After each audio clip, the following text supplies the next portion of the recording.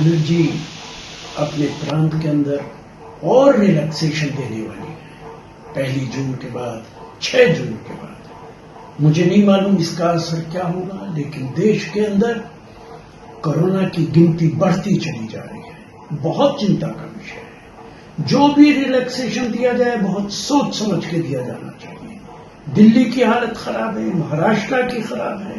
ऐसी हालत में भारत सरकार को चाहिए कि तमाम मुख्यमंत्रियों के साथ बैठकर कोई ठीक स्ट्रेटेजी बनानी चाहिए।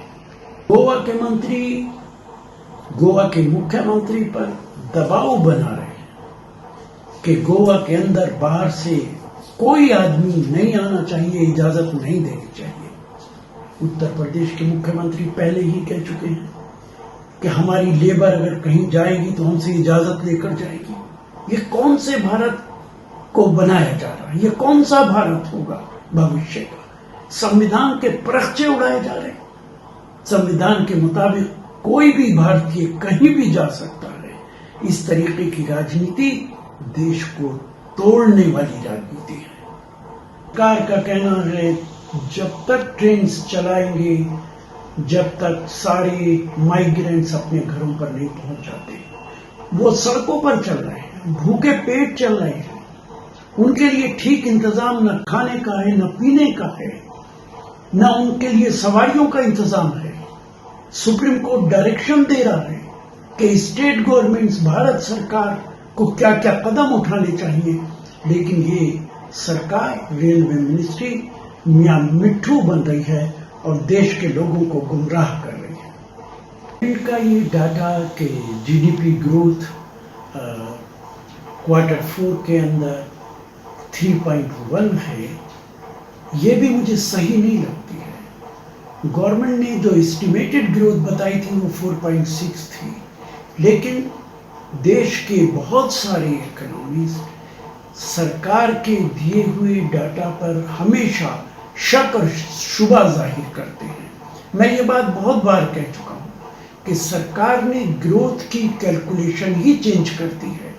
अगर उस कैलकुलेशन से ग्रोथ देखी जाए जो यूपीए के ज़माने में, हमारे ज़माने में होती थी, तो कम से कम 2 और 2.5% इसको और घटाना पड़ेगा।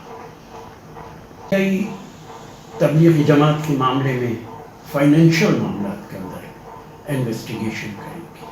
ठीक है, अगर कोई गलती है तो उनको सज़ा मिलनी चाहिए, लेकिन तबलीगी जमात का मामला पिछले 2 महीने के अंदर ऐसा लगता है जैसे उन्होंने देश के अंदर कयामत बर्पा कर दी है। मीडिया पे हर रोज इस मुद्दे पर चर्चा होती है, इसको क्रिमिनलाइज कराने की कोशिश की जाती है।